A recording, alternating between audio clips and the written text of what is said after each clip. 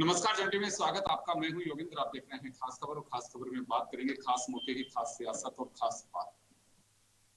जब हम चर्चा कर रहे हैं, प्रधानमंत्री नरेंद्र मोदी राष्ट्रपति भवन के करीब हैं और दिन में उन्हें एनडीए संसदीय दल का नेता चुन लिया गया, यानी कि तीसरी बार मोदी शपथ लेंगे प्रधानमंत्री पद की। आप स्क्रीन में देख रहे होंगे दिन भर से जो चल रहा है कि राजनाथ सिंह जी ने उनके नाम का प्रस्ताव रखा, उसका अनुमोदन नितिन गडकरी और अमित शाह ने किया। उसके बाद नीतीश कुमार सहित जो एनडीए घटक दल के नेता है, तमाम नेताओं ने समर्थन किया। खैर, सरकार बन भी जाएगी, सरकार में कहीं कोई संदेह नहीं है। मोदी ने इस बात की का जाहिर भी किया है कि ना हम जीत के उन्माद को सहन कर को देख पा रहे हैं और ना ही हम हार से किसी भी तरह के उपेक्षित हों। ना खुशी ना गम, जिस तरह से हम देखते हैं। लेकिन चलिए, तमाम चीजें होंगी, लेकिन बड़ी बात यह होगी कि अब एजेंडे से ज्यादा मिनिमम कॉमन प्रोग्राम पे आपको जाना पड़ेगा। हर राजनीतिक दल ये बात कह रहा है कि हम अनकंडीशनल सपोर्ट कर रहे हैं, लेकिन अनकंडीशनल सपोर्ट के साथ साथ सबसे बड़ी बात यह है कि आजकल तो लोग पार्टी ज्वाइन नहीं करते हैं, सरकार ज्वाइन करने की बात की जा रही है। तो ऐसे में क्या चुनौतियां रहेंगी, किस तरह से इस कारवा को आगे बढ़ाना होगा, क्योंकि मोदी 1 और 2 जो कार्यकाल रहे, प्रचंड बहुमत की वजह से उन्हें कोई चुनौती नहीं रही। संगठन दलों की अपनी मजबूरी रही, क्योंकि बीजेपी के पास में मैजिक नंबर खुद का था, इस वजह से उन्हें कोई परेशानी की बात नहीं थी। लेकिन अब थोड़ा परेशान होना लाजमी होगा।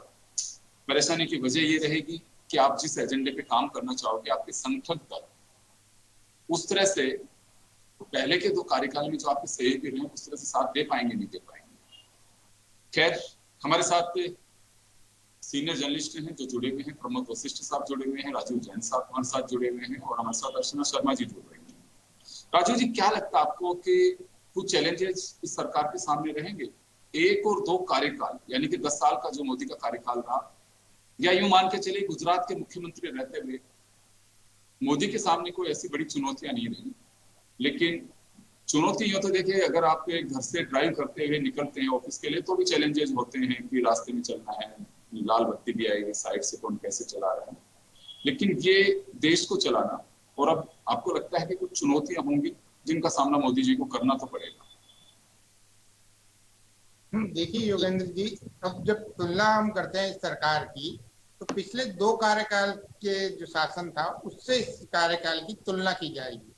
तो निश्चित तौर पर पिछले 2 जो कार्यकाल रहे वो अकेली पार्टी के बहुमत भी था, लेकिन एनडीए को साथ भी रखा है, एनडीए को पद भी दिए, मंत्री पद भी दिए। लेकिन इस बार स्थितियां थोड़ी अलग है। भाजपा को खुद के बलबूते कोई बहुमत नहीं है, उसका एनडीए का बहुमत है। तो एनडीए एक गठबंधन है। गठबंधन की जो सरकारें होती हैं, वैसे अपने देश में गठबंधन की बहुत सरकारें रही हैं। 89 के बाद 2014 तक रही, उसके बाद अब फिर दौर शुरू हो चुका है। तो चुनौतियां तो निश्चित रूप से रहेंगी ही रहेंगी, जो गठबंधन के सरकारों के सामने रहती हैं। लेकिन आज जिस तरीके से उनको नेता चुना गया, जिस तरीके के भाषण जो सहयोगी दलों के बड़े नेताओं ने दिया, और मोदी को मतलब एक तरह से चंद्रबाबू नायडू या नीतीश कुमार या चिराग पासवान या एकनाथ शिंदे, ये 4 लोग ही हैं जिनके पास बड़ी संख्या में 5 सांसद, 7 सांसद, 12 और 16 सांसद। तो इनके जो भाषण थे उससे हम जो अंदाजा लगाएं, तो उन्होंने कहीं ना कहीं मोदी जी को, प्रधानमंत्री को पूरी छूट दी है। उनके भाषण की मैसेजिंग ऐसे आई है कि जिस तरीके से आपने पिछले 2 शासन चलाए हैं, उसी तरीके से आप इस पे चलाइए। आपको जहां हमारे साथ की जरूरत है, पूरा साथ है, उस तरीके का एक जो आधिकारिक तौर पे भाषण दिया वो है।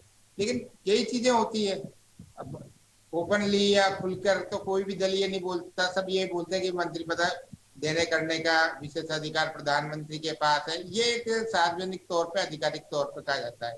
लेकिन हम पत्रकारिता जगत से जुड़े लोग हैं, तो हम तो इस सब चीजों को जानते हैं कि बाकी चीजों के लिए अलग तरीके से मैसेजिंग की जाती है कि मंत्री पद लेना है या कौन सा मंत्रालय लेना है या हमारी ये बातें हैं, तो उनके लिए एक अलग तरीके की मैसेजिंग की जाती है। लेकिन पब्लिकली तो यही कहा जा रहा है, जो जिस ढंग से आज की जो चीजें हुई, इसमें नेता, एनडीए का नेता चुनने की जो प्रक्रिया अपनाई गई, उसमें जो नेताओं के भाषण आए, प्रधानमंत्री का भी कभी करीब 1.25 घंटे का भाषण था, उन्होंने जी भी खुलकर इस तरीके से अपना जाहिर किया कि वो जो उनके एजेंडे में इशू चल रहे हैं, जो पिछले 10 शासन में चल रहे हैं, जो बाकी उनको पूरे करने हैं, वो उस पर पूरा उनका जोर रहेगा, फोकस रहेगा। नीतीश कुमार, चंद्रबाबू नायडू दोनों के भाषण में से यही था, संकेत उन्होंने प्रधानमंत्री को ये दिया कि आपके जो मन में है, जो आप जिस तरीके से देश को विकसित राष्ट्र या 2047 की जो परिकल्पना आपने की है, उस दिशा में आप बढ़ते रहिए, आप वो काम करते रहिए। उन्होंने जब विरोधी दलों के लिए भी संकेतों के रूप में कहा कि वो वैसे ही अफवाह उड़ा रहे हैं या जो भी कर रहे हैं, लेकिन राजनीति में सब चीजें चलती है और राजनीति भी तो संभावनाओं का खेल है, कब क्या हो क्या नहीं हो। लेकिन आज नीतीश कुमार ने कहीं प्रधानमंत्री के पैर छूने का भी प्रयास किया, जब प्रधानमंत्री ने उनको रोका। तो ये सब एक मैसेजिंग की भी राजनीति है, जहाँ जो विरोधी पक्ष है उसको ये दर्शाने के लिए कि तुम कितनी भी अफवाह उड़ा दो, ये सब चीजों के। दूसरी तरफ उन्होंने मीडिया के लिए भी प्रधानमंत्री ने कहा कि मंत्री पद मत बांटो, जो मेरी स्टाइल है उसमें आप अंदाजा भी नहीं लगा पाओगे। तो योगेंद्र जी, आप निश्चित तौर पे ये मानिए कि जो परसों शपथ ग्रहण होगा उसमें किस तरीके का प्रधानमंत्री करते हैं, जो उनकी स्टाइल है। उन्होंने आज अपने भाषण में पूरी तौर से संकेत भी दिया इस चीज को कि ये जो बाहर मंत्री पद बांट रहे हैं, मंत्रालय बांट रहे हैं और मीडिया इस काम में लगा हुआ है, इस पर कोई विश्वास नहीं करे, कंफर्म कर ले सब जगह, तब जाके होगा। तो आप ये निश्चित मानिए कि जो शुरुआती दौर रहेगा, जो मुझे लगता है अभी 1-1.5 साल का, तो जो प्रधानमंत्री मोदी का जिस तरीके का स्टाइल पिछले 2 शासन में रहा है, वो इस 1-2 साल में तो नजर आएगा ही आएगा साफ तौर पे। तो चुनौतियों की बात है, तो चुनौतियां तो बहुत सी चीजें, जैसे जनता दल यू के जो राष्ट्रीय महासचिव है केसी त्यागी जी, उन्होंने कहा कि साहब समीक्षा कई चीजों को, 2-3 चीजों पे उन्होंने कहा समीक्षा भी होनी चाहिए। अब केसी त्यागी जी, या आप भी जानते हो कि जयपुर भी काफी आते रहे हैं, तो यहाँ मीडिया के एक एक लोगों से अलग अलग से वो बहुत बात करते हैं, मीडिया फ्रेंडली बहुत है वो। दिल्ली में भी वो मीडिया फ्रेंडली, जनाधार तो उनका कुछ नहीं है, लेकिन एक अनुभवी नेता है, वो पुरानी चीजें खूब जानते हैं। वो सन 62 की बात करने लग जाएंगे, कहीं 78 की, 79 की, 80 की बात करने लग जाएंगे, उस दौर की भी बात वो याद दिलाते हैं। तो उनके जो पुरानी जानकारी है वो बहुत है। केसी त्यागी को मैं खूब मिला हूँ जयपुर में, जब वो आते थे, जिन पत्रकारों को बुलाते थे उनमें मैं भी एक शामिल रहा हूँ। तो जो उनकी एक नॉलेज है, अब जनता दल यू ने उनको राष्ट्रीय महासचिव बना रखा है और पार्टी का मुख्य प्रवक्ता भी उनको बना रखा है। तो नीतीश कुमार या पार्टी के और नेता कुछ नहीं कहेंगे, लेकिन नीतीश कुमार के जरिए कुछ चीजें कहलवा देते हैं, वो मैसेजिंग कर देते हैं। बाद में जो बात होती है, ये एक सब चीजें देखने वाली है। चुनौतियां, जैसा आपने कहा, चुनौतियां तो निश्चित तौर पे होंगी और आएंगी, लेकिन अभी जो शुरुआती 1-1.5 साल का जो पीरियड है उसमें चुनौतियां कम आएगी। ये बिल्कुल। राजनीति में हम देखते ही है कि जो गठबंधन होते हैं या एक ही दल भी होता है, तो उसमें मतभेद भी ऊपर उभर कर आते हैं।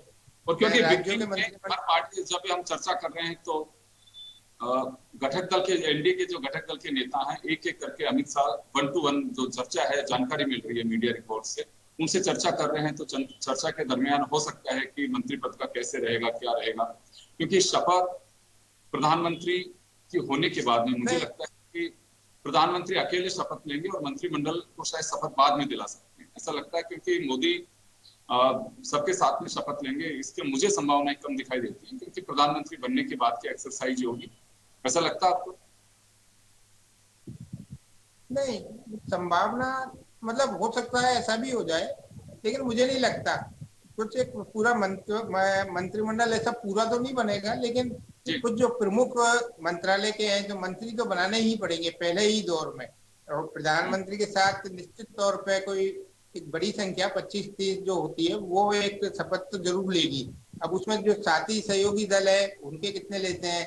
नीतीश कुमार बहुत चतुर राजनीतिज्ञ है, वो क्या चीज है मतलब करवाते हैं, ये जो उनकी जो मंशा होगी वो कहीं ना कहीं वो प्रधानमंत्री को उन्होंने जता दी होगी, और प्रधानमंत्री ने भी कहीं ना कहीं संतुष्टिदायक उनको जवाब दिया होगा, और उन्होंने कुछ 5-6 नाम दिए होंगे। अब जैसे जो चर्चा आ रही थी कि साहब जो बड़े इस तरीके कोर विभाग है जो सीपीएम कहलाते हैं, मतलब कैबिनेट कमेटी जो कहलाती है, जो राष्ट्र के निर्णय लेती है, जिसमें गृह मंत्रालय, वित्त मंत्रालय, रक्षा मंत्रालय और विदेश मंत्रालय। जी बिल्कुल। देखिए, सबसे बड़ी चुनौती मोदी सरकार के सामने यही होगी, बेशक कहा जा रहा हो, लेकिन मंत्रिमंडल के गठन को लेकर और उसके बाद में जो डिस्ट्रीब्यूशन होगा मंत्रालयों का, वो प्रमोद जी हमारे साथ में है। प्रमोद जी, क्या लगता है आपको कि पहली चुनौती यही होगी? क्योंकि या तो देखिए दोनों बातें हैं कि बड़प्पन करके यही छोड़ दिया जाएगा, जैसे स्पीच जो नेताओं ने दिए 2047 का विजन की बात की चंद्रबाबू नायडू ने। नीतीश कुमार तो यहाँ तक उतावले थे कि बस आपको रुकना नहीं चाहिए, प्रगति के पथ पे आगे बढ़ना है, तुरंत शपथ हो जानी चाहिए। जैसे लग रहा था कि शाम को आज ही शपथ हो जाए तो बहुत अच्छी बात रहे। तो नीतीश कुमार जी के कहने के ढंग और उसमें बड़ा अंतर है। मैं वर्षों से उन्हें देखता आ रहा हूँ। वो संजीदा राजनीतिज्ञ हैं, सीनियर है, सब कुछ है। मैं छोटी सी बात का कहना चाहूंगा। जब नीतीश कुमार जी का स्पीच चल रहा था तो कोई डिलीवर करने के लिए आया था बिहार का कोई लड़का ऑफिस में, तो उसने कहा कि हमारे पलटू चाचा क्या कह रहे हैं। उनके यार पलटू नहीं बोलिए, बिहार के मुख्यमंत्री एक सम्मानित हैं कि नहीं है, बहुत सीधे साधे आदमी है, लेकिन उनका इमेज ऐसा बन गया है कि भरोसा नहीं कर सकते। मोदी जी पता नहीं कितना भरोसा करते हैं कि नहीं करते हैं। तो कुछ इस तरह की चर्चा है प्रमोद जी। तो लगता क्या है कि कहना बहुत सहज है और अंदर खाने में जो घंटों की मीटिंगें चल रही हैं वो कुछ ना कुछ तो तय कर ही रही होंगी कि हाँ चुनौती है हमारे सामने। देखो योगेंद्र जी, इसमें आज कोई दो राय नहीं कि जिस तरह से बड़े बड़े जो लीडर्स बैठे हुए थे सेंट्रल हॉल में, उनके भाषणों से कि आगाज अच्छा हुआ है। आगाज में कोई दो राय नहीं कि अच्छा हुआ है। अंजाम क्या होगा ये तो अभी देखने की बात है, लेकिन आगाज को देखते हुए लग रहा है अभी कि अभी कुछ हालात खराब होने वाले नहीं है लंबे समय तक। बिल्कुल।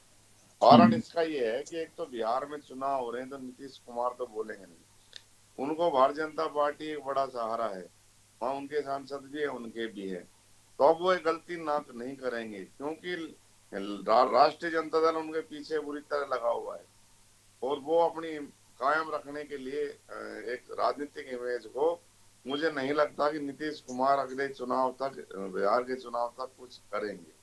रही बात चंद्रबाबू नायडू की, चंद्रबाबू नायडू का जिस तरह से बॉडी लैंग्वेज था, जिस तरह से वो मोदी के सामने नतमस्तक हो रहे, जिस तरह से वो उनसे बात कर रहे थे, तो और जिस तरह से इनके पुराने हुए, तो हाँ एक यहाँ मुद्दा आंध्र में टकरा सकता है थोड़ा सा कि जो आंध्र में इन्होंने मुस्लिम आरक्षण का जो चला है, इनके एजेंडे में 4% का जो आरक्षण दिया है एक्स्ट्रा मुस्लिम को धर्म के नाम पे, और उसमें क्या ये समझौता होता है क्या नहीं होता, ये मुद्दा एक अलग है ना। तो ये गठबंधन की सरकार के सामने मुझे दो तीन चुनौतियां सी, जो दो तीन मामले लगते हैं कि एक तो ये 14 दलों का गठबंधन है, वैसे तो 24 है, 14 ऐसे हैं जिनके पास सीटें हैं। 16 दलों का नहीं, जिनके पास सीटें हैं, जिनके पास सीट है वो 14 है। तो अब वो उनको किस तरह से वो संतुष्ट कर पाएंगे। हालांकि मोदी जी ने बड़ा दिमाग से काम लिया। आंध्र के जो पवन है उनको, मतलब सबको बड़ा उत्साहित किया कि भाई पवन नहीं है तो आंधी है, मतलब इस तरह से साथ में लेने के लिए जो जनता कौन सा जन संदेश पार्टी है जिनकी नाम बोलिए, मतलब तो इस तरह से अब ये एजेंडा एक किस तरह से इनको चला पाते हैं, क्योंकि 32 सीटों का इनका जो जो कम है, उसमें तालमेल कैसे बैठा पाते हैं क्या है, ये मुझको लगता नहीं है एक साल तक तो ये मामला आएगा नहीं। मामला अब ये देखो, राष्ट्रीय जो मुद्दे हैं उन्होंने, इंटरनेशनल मुद्दे हैं और नेशनल मुद्दे हैं, मोदी जी की जो योजना है, उन्होंने इस बात को आज स्पष्ट कर दिया सारी बातों को कि भाई मैं इन चीजों में बढ़ाना चाहता हूँ। नीतीश कुमार ने भी कहा कि साथ हैं, चंद्रबाबू नायडू ने भी इस बात को कहा है, जिसमें उन्होंने अंतर्राष्ट्रीय स्तर पर क्या भारत की छवि हो क्या हो, जो सारी आपने आज देखा ही होगा उसमें। अब मामला जो अटकने की स्थिति आएगी, वहां एक तो सबसे बड़ा है अग्निवीर योजना, दूसरा है जो अग्निवीर योजना है उसको नहीं चाह रहे, ऐसा कुछ सूत्रों से मामला आया। दूसरा बिहार में भी इस बात को लेकर के थोड़ा टकराव है। और दूसरा जातिगत जनगणना। अब ये तो चाहते नहीं नीतीश जी ने, तो शुरुआत बिहार से तो शुरुआत ही हुई थी जाति जनगणना की, वहां से। और ऐसे जो कुछ जो मुद्दे हैं, हो सकता है इन पर कुछ बातचीत हो या खिंचाव हो। हालांकि उन्होंने स्पष्ट कर दिया कि वो किसी भी राज्य की तरक्की में, किसी भी राज्य के मुद्दों में केंद्र सरकार पूरी कोई अड़चन पैदा ना करेगी। वो तो ये तो यहाँ तक कह दिया कि स्टेट अपना उसमें करे, हमको क्यों केंद्र का दखल लेना ही छोड़े, जनता को ऐसा लगना चाहिए कि सरकार ही ना हो। इसका मतलब आप समझ गए नहीं, होंगे। मेरा कहने का मतलब प्रमोद जी ये देखिए, हम्म, गठबंधन की सरकारें देखी है और पहले से भी ज्यादा जो नेता थे वो बहुत सहज थे, उनके साथ दिल से भी लोग जुड़े हुए थे। अभी ऐसा नहीं है कि दिल का आकार बदल गया है या दिल के सुर बदल गए। कोई भी गवर्नमेंट का अलायंस की, और बात भारत की नहीं, दुनिया के अंदर जहां भी अलायंस की सरकारें चली, उनकी अपनी चुनौतियां होती हैं। मैं सिर्फ वो जानना चाह रहा हूँ आप लोगों से, बिगिनिंग में कोई चुनौतियां नहीं होंगी। आपको लगता है कि पहला भाषण बहुत लंबे लंबे देते हैं और कोई भी नहीं कहेगा, आज तक किसी नेता ने कहा है क्या मन से कि हमारी कंडीशनल सपोर्ट है, हमारा आज तक का इतिहास है, जो मिलते ही कंडीशनल है, पार्टियां ज्वाइन नहीं करते हैं लोग, तो सरकार की बात कर रहे हैं हम तो। नहीं ये कोई बिल्कुल भी आप। नेता है, कोई भी नेता आज तक कहा है किसी मंच से कि हमारा ये कंडीशन तय हुआ और हमारी इस आधार पे होगा? तो मैं सिर्फ ये जानना चाह रहा हूँ आप लोगों से कि क्या वास्तव में टकराव नहीं होगा, लेकिन मोदी, बीजेपी, इनके सामने ये चुनौती होगी कि मंत्रालय, देखिए मैंने पहले बिगिनिंग में कहा था कि पहला और दूसरा कार्यकाल मोदी जी का अलायंस के लोगों का, उनकी मजबूरी थी साथ में रहना। अब बीजेपी की मजबूरी होगी उनके साथ में रहना। आपको लगता है कि 2 बार का जो कार्यकाल रहा उतना सहज कार्यकाल मोदी साहब का ही रह पाएगा? नहीं, इसमें तो कोई दोहराए नहीं। देखो, सहज कार्यकाल तो नहीं रहना, लेकिन और ये भी आपकी बात सही है कि जो घटक दल हैं जिनको लंबे समय बाद सेंटर में 10 साल बाद मौका मिल रहा है, तो बिना समझौता तो संभव ही नहीं है। समता ममता जयललिता वाली जो सरकार की समता ममता जयललिता जिस तरह से अटल जी को तय करते थे, वो आपको ध्यान हो, वो हालात यहाँ आएंगे, निश्चित रूप से आएंगे। लेकिन नरेंद्र मोदी एक बहुत ही सुलझे हुए नेता है, जिसमें वो और नेताओं नेताओं में फर्क की बात भी है। और जो बॉडी लैंग्वेज से जो बात हो रही थी, जिस तरह से झुक रहे थे नायडू हो या नीतीश हो या शिंदे हो, जिनके बड़े बड़े मतलब काफी जिनकी संख्या में सांसद हैं, तो उससे लग रहा है कि ये हो चुका है फैक्ट, समझौता बातचीत हो चुकी है। कोई वो झुका होगा या कोई वो झुका होगा, तो उसमें ऐसा नजर नहीं आ रहा कि कोई भी कोई ज्यादा विरोध का ऐसा सुर होगा। और ये तो बिल्कुल आपने बहुत सही बात कही कि नेता जो है, कोई भी जन दल है, वो बिना अपनी शर्तों के, चाहे वो 50 शर्त रखेगा, जिसमें उम्मीद करेगा कि मेरी 25 तो मानी ही जाए, इसमें तो कोई दोहराए ही नहीं है कि बिना शर्त के तो एक गए जल जाए तो संभव ही नहीं है। और नीतीश कुमार तो संभव ही नहीं है। नायडू का जो है वो, मोदी जी का अच्छा संबंध जो बना इनका 5 साल से, वो अलग चीज फिर है। उनका देखिए एक बात अलग है, क्योंकि वो एनडीए के अटल जी के टाइम पे संयोजक रह भी चुके हैं, खुद भी रह चुके हैं वो संयोजक, हाँ, और वो सुलझे पहले भी रह चुके हैं। ये तो 2018 में कुछ चीजों को लेकर के अनबन हुई, यूसीसी को के मैटर पे, और ये दूसरे जो मुद्दे थे उनको लेकर के वहां थोड़ी टकराव की स्थितियां बनी। अर्चना जी हमारे साथ में होंगी। अर्चना जी, जी अर्चना जी आप सुन पा रहे हैं मुझे? जी अर्चना जी, आपका क्या कहना है कि देखिए भाषण बहुत अच्छे थे, सरकार के गठन की शुरुआत की अगर हम बात करें तो बहुत अच्छी रही, मधुर भाषाओं में, एक दूसरे से बिल्कुल लग भी नहीं रहा था कि नीतीश कुमार बीजेपी का हिस्सा है कि जेडीयू उनकी पार्टी है या चंद्रबाबू नायडू समर्थन कर रहे हैं। बिल्कुल दिल के सबने तार खोल रखे थे और बहुत अच्छे से मोदी जी से गले भी मिल रहे थे, सारी बातें हो रही थी। लेकिन मिलना, मन से दिखाना और वहां पे अपने एजेंडे पे चलना, उसमें थोड़ा सा अंतर होता है। तो मोदी जी के सामने कुछ चुनौतियां रहेंगी, या फिर मान के चलें कि जैसे बीजेपी की संसदीय दल की बैठक में एक प्रस्ताव पारित होता है कि मोदी जी सर्वोपरि नेता और देश को आगे बढ़ाने के लिए, राष्ट्र के निर्माण के लिए अब ये जो करेंगे वो सब तय होगा, ऐसा कुछ चलेगा या कुछ उनको मोदी जी के कुछ राइडर्स पार करने पड़ेंगे? जो देखकर अभी तक जो लग रहा है, राइडर्स तो ऑलरेडी डिस्कस हुए हैं। जो खबरें आ रही हैं, जिस तरह से कुछ पोर्टफोलियोज पे चर्चा हुई है, कुछ जी इम्पोर्टेंट जैसे कि स्पीकर की सीट पे भी चर्चा चल रही है। तो दोनों ने अपनी अपनी तरफ से कुछ ना कुछ तो डिमांड किया है। और उसके आगे किस तरह से पार्टी अब वो किस तरह से चीजों को कंट्रोल करेगी, ये वाली चीज देखने वाली होगी। क्योंकि जिस तरह से अभी वशिष्ठ जी ने भी बोला और बाकी काफी लोगों से मेरी भी चर्चा हो रही है, तो उनका ये कहना है कि जो अटल बिहारी सरकार थी और जो मोदी सरकार है, दोनों में अंतर है। बोले मोदी और शाह मिलकर जो करेंगे वो काफी स्ट्रॉन्ग डिसीजंस होंगे। यानी वो बो डाउन वाला नहीं होगा, सिचुएशन उस तरह की नहीं होगी, चीजें अलग होंगी, बदली हुई होंगी। अब वो बदली हुई जो चीजें होंगी क्या होंगी, वो मुझे लगता है हम लोगों को सब उत्सुक है देखने के लिए, आगे आने वाला समय ही बताएगा। लेकिन हाँ ये है कि राइडर्स डेफिनेटली डिस्कस होंगे, क्योंकि इस तरह से कोई भी आकर, यानी हर कोई चाहेगा कि मुझे मेरी चीजों का हक मिले, अगर मैं इतनी सीट्स शेयर कर रहा हूँ तो मुझे मेरा इतना इतना शेयर चाहिए। ये राजनीति है, राजनीति धर्म नीति है नहीं कि भैया दे दिया और भूल जाओ ना।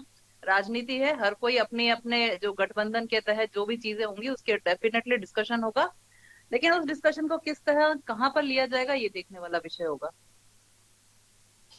जी बिल्कुल, आप सही कह रही हैं कि ये एक बात सही है। मैं भी कहना चाहूंगा कि हमारे यहाँ चल जाता है कि सूत्र, टीडीपी ने मांगा लोकसभा अध्यक्ष का पद, मोदी जी ने कहा कि कुछ चीजें मेरे लिए ही छोड़ दीजिए और इन पे कयास लगाने की जरूरत नहीं, करना भी नहीं चाहिए कि वो अध्यक्ष बनेगा। तो अभी देखिए 9 तारीख को उनका शपथ ग्रहण का फाइनल हो चुका है कि 9 को शपथ लेंगे। अभी यहाँ से मिनिस्ट्री तय करना शुरू हो जाएगी, जबकि अभी पता भी नहीं है कि मोदी जी अकेले शपथ लेंगे कि मंत्रिमंडल के साथ में लेंगे, ये भी तय नहीं है। क्योंकि कई देशों के राष्ट्र अध्यक्ष और आएंगे, हो सकता है मोदी अकेले लें और 2 दिन बाद में ही पता लगे कि वो शपथ लेंगे। तो कुछ ऐसी चीजें भी हो सकती हैं और चुनौतियां होंगी। सबसे बड़ी जो चुनौतियां होंगी उनके सामने अभी हो सकता है अभी स्टार्टिंग में नहीं हो, क्योंकि इनको सरकार भी चलानी है, एक मैसेज भी देना है और ढुलमुल वाला काम नहीं होगा। ये बात सही है कि कुछ स्ट्रॉन्ग पोजिशन आएंगे। सबसे बड़ा जो कड़ा एक मैसेज इनके सामने होगा, उससे मैनेज करना अगर होगा तो मुझे लगता है कि बहुत ही बढ़िया तरीके से इन लोगों ने उससे पार निकलेंगे। हिंदुत्व का मुद्दा जिसको पूरे इलेक्शन में भुनाने की कोशिश की, ना नीतीश कुमार हिंदुत्व के मुद्दे पे सपोर्ट करने को तैयार होंगे और ना ही चंद्रबाबू नायडू। या एजेंडे की रास्ता क्या निकल सकता है? राजू जी आपके पास में आना चाहूंगा, समय कम है। क्या लगता है आपको कि जो सबसे बड़ा मुद्दा होगा हिंदुत्व का, उसी में आपका यूसीसी भी आता है, उसी के अंदर धर्म के आधार पे आरक्षण भी आता है, तमाम चीजें आती हैं, उस पोजिशन में क्या होगा?